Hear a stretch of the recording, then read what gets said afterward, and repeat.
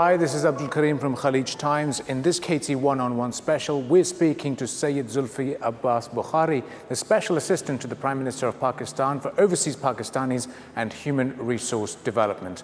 We began by asking him about what his department is going to do to facilitate the return of 50 to 60,000 Pakistanis who have sadly lost their jobs, and what this brand Pakistan is all about. So we've now finally made Brand Pakistan, international spec movies to be played in Emirates and other airlines, complete branding, marketing nationally and internationally. We've got the Brand Pakistan website portal created, which will do all your bookings, show your weather, new destinations, traffic control, standardization of guest houses and resorts. So all this is already, so we have this great talent coming into Pakistan. We restructured Pakistan Development Corporation Board. We let go of around 400, we gave 400 people a golden handshake. We're hoping they will take the golden handshake. And we're hiring about 70 new people that are experts in the field. We are no longer trying to run tourism as the government trying to run it. The government has no business trying to become an operator. Now we're coming to a situation where there's going to be a huge influx of talent. So how important does your administration and the leadership view the Pakistani overseas residents living here in the United Arab Emirates? Because we've also seen that you've got this program called Pakistan Calling, or is Naya Pakistan Calling, and there's been a bit of an interest seen in terms of people wanting to go back and start becoming board of directors. How important do you view this influx of talent as, and what opportunities are you ready to provide them for them not to be worried? You see, our diaspora is about 10 million people, out of which 6 to 7 million is all workers who get protected and go out from Pakistan to different countries. And 3-4 million, you would say, is a diaspora, which is people like myself, who were born abroad or second or third generation down, living in different countries, and are basically overseas Pakistanis.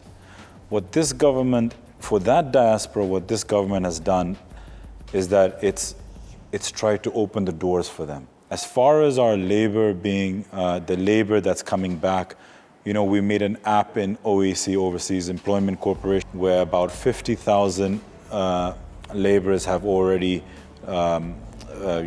logged on to it and given their details. And what that does, it gives me complete data to know how many masons have come back, how many engineers have come back, how many laborers come back. And then that gives me an opportunity to fit them into the system in Pakistan. And it also gives me the opportunity that as soon as demand starts opening up in different countries, I know exactly who's come back with how much experience. Now, as a third generation overseas Pakistani yourself, what challenges have you personally seen that you'd like to bring to the table now and say, okay, I want to fix it? Because if we were to speak to a lot of Pakistanis here, there's a common consensus saying that whatever money we want to invest in Pakistan, if we face issues there, we don't know where to go. Where can we file our own concerns? Is there going to be a specific overseas Pakistani body that will address their concerns? In terms of a complaint cell, it should be the ministry. Now, in the ministry, we have a digitalized app which is called Sarzameen. And that's a complaint cell which is directly linked to our Prime Minister's complaint cell. It's integrated with the PM's portal. So on that, we've had unprecedented numbers of complaints that have been resolved. This is the first time, I think, that they felt that they've got the Prime Minister leading from the front has shown ownership to overseas Pakistanis.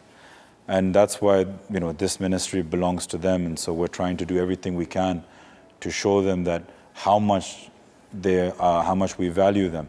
They're 23, the overseas economy, I would say, for us, is $23 billion a year.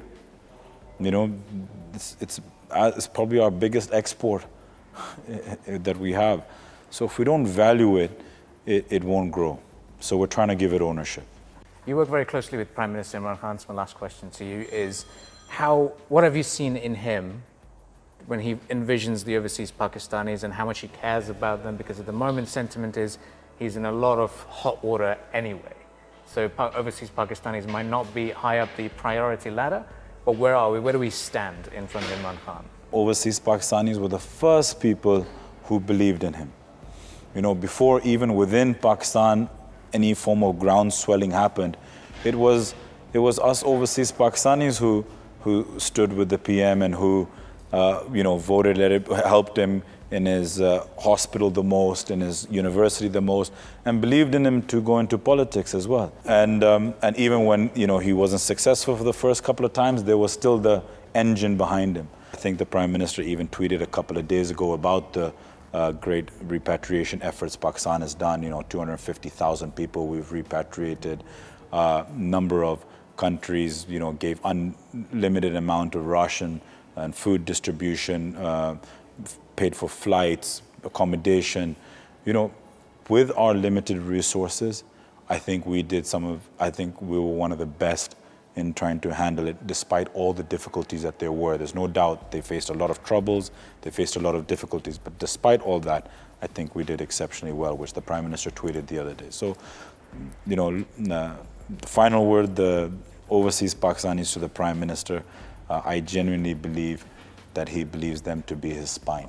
We'll have to leave it at that, believes them to be his spine. Thank you very much, Mr. Bukhari, for joining us on Khaleej Times Video. Really look forward to welcoming you back again, and all the very best for the future. Thank you.